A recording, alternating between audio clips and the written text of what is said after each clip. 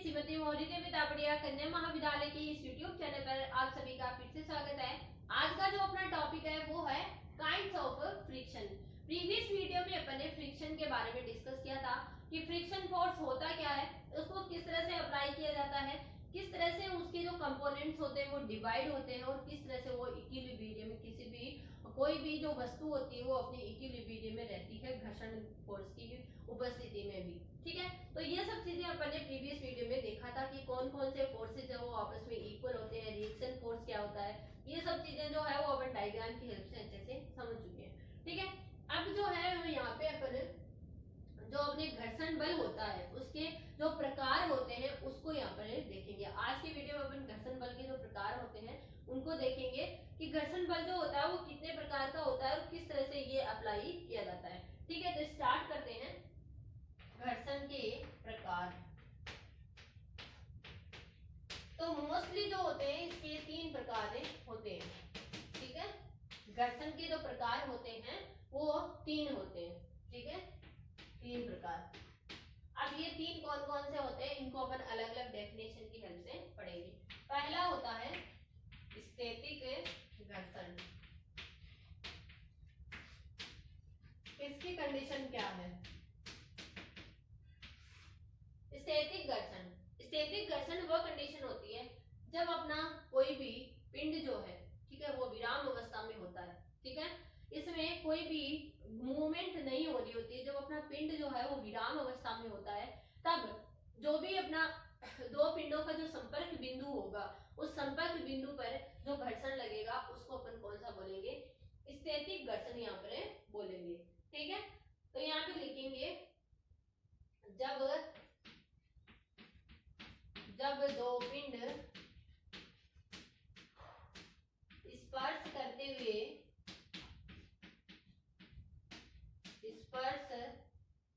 करते हुए साम्य अवस्था में हो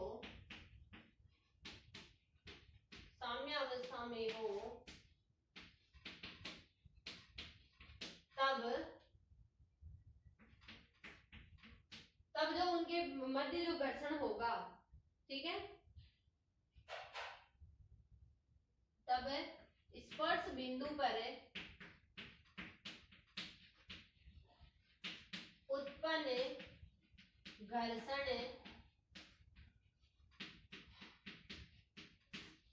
स्थैतिक घर्षण यहाँ पर कहलाता है। क्लियर है अच्छे से? स्थैतिक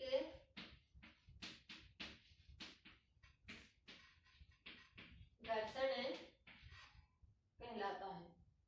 ये अपना पहले टाइप का जो घर्षण होता है वो यहाँ पे फ्रिक्शन जो होता है उसको यहाँ पे बोला जाता है। स्थैतिक घर्षण को अपन इंग्लिश में बोलते हैं स्टैटिकल फ्रिक्शन। ठीक है, देखिए क्या होता है, जब अपने पिंड साम्य अवस्था में होने का मतलब विराम अवस्था में इक्विलिब्रियम में हो, ठीक है, मूवमेंट उसके अंदर नहीं हो रही होती उस कंडीशन में, और अगर मूवमेंट हो भी रही होती है तो भी कैसी होती है? ये स्थैतिक घर्षण मतलब उसकी एक पर्टिकुलर स्थिति है, पर्टिकुलर स्थिति के ऊपर ये क्या लगता है? घर्षण लगता है।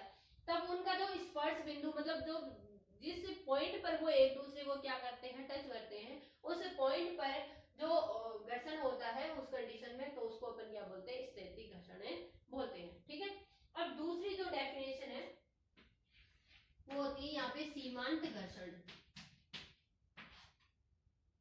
सीमांत घर्षण। अब ये सीमांत घर्षण क्या होता है? तो जो सीमांत घर्षण होता है उसको अपन इंग्लिश में बोलते हैं लिमिटिंग फ्रिक्शन। ठीक है, लिमिटिंग फ्रिक्शन। और लिमिटिंग फ्रिक्शन जो होता है वो क्या होता है? जब दो पिंड आपस में एक दूसरे पर फिसलने की अवस्था में हो, ठीक है, जब वो एक दूसरे पर फिसलने की अवस्था में हो, वो फिसल नहीं रहे होते एक्चुअल में, वो फिसलने की अवस्था में हो, तब उसके अंदर जो संतुलन बनाने के लिए जो अपना फोर्स लगता है, फ्रिक्शन लगता है, तब उन दोनों पिंडों के बीच में स्पर्श बिंदु पर जो भी फ्रिक्शन महसूस किया जाता है वो क्या किया जाता है? अपना कौन सा कहलाता है? सीमांत घर्षण कहलाता है। ठीक है, लिख देते हैं जब दो पिंड एक दूसरे पर फिसलने की अवस्था में हो, फिसलने की अवस्था, फिसलने की अवस्था में, फिसलने की अवस्था में हो और जो इनके अंदर बीच में क्या हो रहा है, संतुलन बना रहा है, ठीक है। फिसलने की अवस्था में सीमांत संतुलन में हो, वही इक्विलिब्रियम की कंडीशन हो, तब जो स्पर्श बिंदु पर जो घर्षण महसूस किया जाता है उसको कौन सा घर्षण बोलते हैं, सीमांत घर्षण बोलते हैं। ये इसका अधिकतम घर्षण होता है, ठीक है ना, ये अधिकतम यानी घर्षण का ये अधिकतम मान होता है। उसके बाद ये वस्तुएं क्या होती है, फिसलने लग जाती है। ये फिसलने नहीं देने वाली अवस्था होती है, ठीक है। जब तक वो उसको रोक के रख सकता है तब तक की बात है, ये सीमांत घर्षण है। लेकिन उसके बाद सीमांत घर्षण की जो वैल्यू होती है उससे ज्यादा जैसे ही मान बढ़ता है वो वैल्यू जो होती है एक दूसरे पर फिसलने लग जाती है, ठीक है। ये रोकने की अवस्था होती है, संतुलन में बनाए रखने की अवस्था होती है। सीमांत संतुलन हो तब स्पर्श बिंदु पर, स्पर्श बिंदु पर उत्पन्न जो घर्षण होता है वो कौन सा कहलाता है, यहां लिख देती हूं मैं।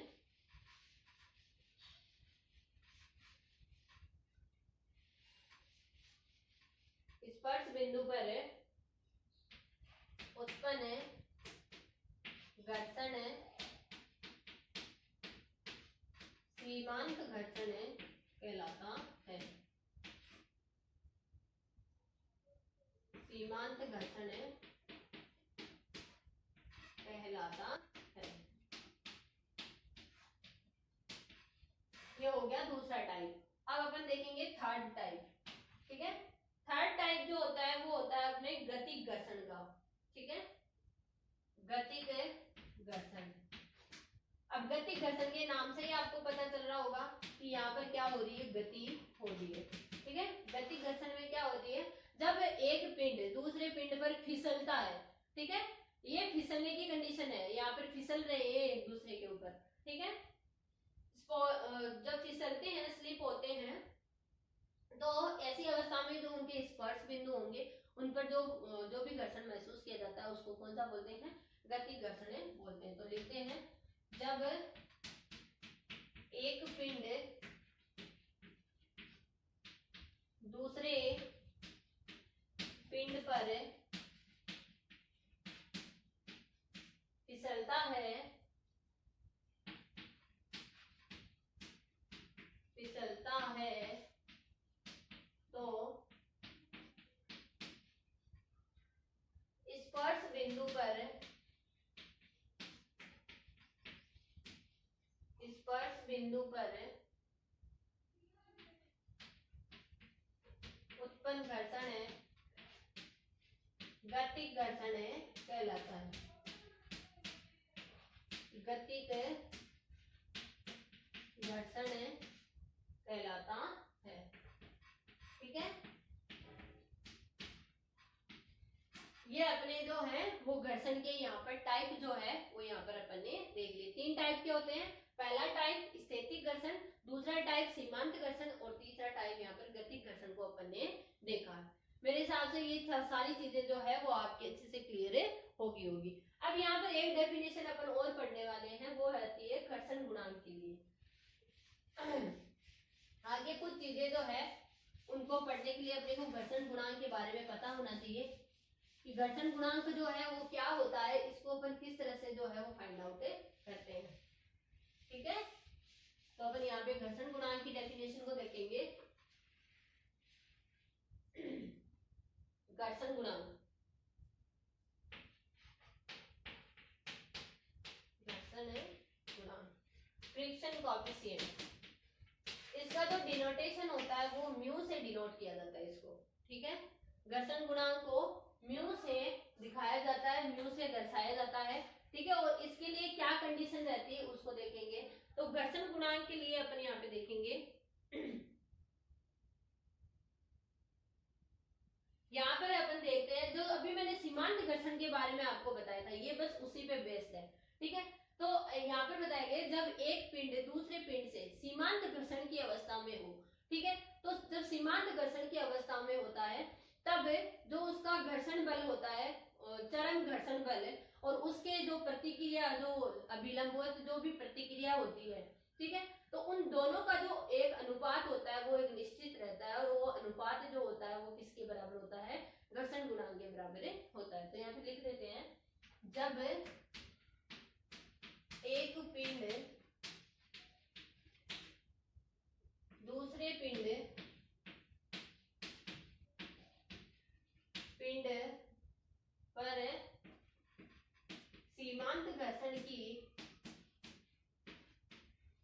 पर सीमांत घर्षण की अवस्था में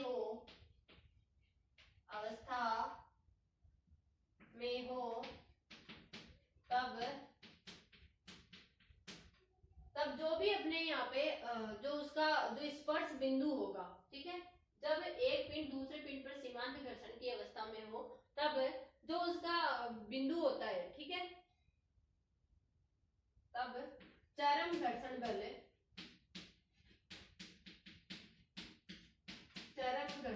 ठीक है, तथा अभिलंब प्रतिक्रिया बल, या कह देते हैं लंबवत, जो भी लंबवत प्रतिक्रिया होती है, ठीक है, अभिलंब प्रतिक्रिया बल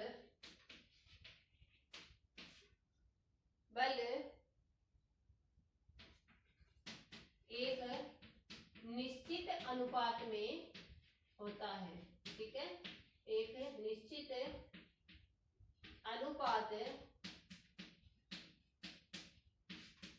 में होता है, और ये अनुपात जो है वो किसके बराबर होता है, ये अनुपात जो होता है वही क्या कहलाता है, घर्षण गुणांक कहलाता है।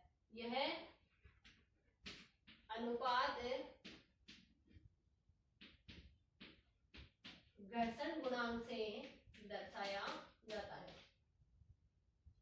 या घर्षण गुणांक कहलाता है, ऐसा भी लिख सकते हैं, घर्षण गुणांक कहलाता है, ठीक है। तो अगर अपन इसकी डेफिनेशन लिखना चाहें तो अपन इसका वो लिखना चाहें तो अपन ने कल जब डायग्राम बनाया था तब अपन ने इसमें देखा था कि यहाँ पर कोई अगर पिंड होता है तो इस पर इसकी तरफ क्या लग रहा है, फोर्स, फ्रिक्शन लग रहा है, ठीक है, और इधर जो है इधर अगर अपन ने कोई फोर्स लगाया तो इधर क्या लगेगा, फ्रिक्शन लगेगा। अपन ने प्रतिक्रिया इसके साथ अल्फा कोण बनाते हुए देखी थी, और प्रतिक्रिया को अपन किससे दिखाते हैं, आर से दिखाते हैं, ये दोनों अपन ने देखा था। तो यहाँ पे चरम घर्षण बल तो क्या होगा, कैपिटल एफ होगा, ठीक है, और जो प्रतिक्रिया अभिलंब प्रतिक्रिया बल होगा वो क्या होगा, आर होगा। तो इन दोनों का जो अनुपात होता है वो क्या कहलाता है, अपना घर्षण गुणांक यहाँ पर कहलाता है, ठीक है। तो स्टूडेंट ये था अपना आज का वीडियो, जिसमें अपन ने काइंड्स ऑफ फ्रिक्शन और घर्षण गुणांक, जो अपने फ्रिक्शन के जो टाइप है उनको भी डिस्कस किया है, और घर्षण गुणांक के बारे में भी डिस्कस किया है। आई होप आपको ये चीजें समझ में आई होगी। आप इस वीडियो को ध्यान से देखना, और कुछ भी नहीं समझ में आता तो मेरे साथ शेयर करना। Thank you so much.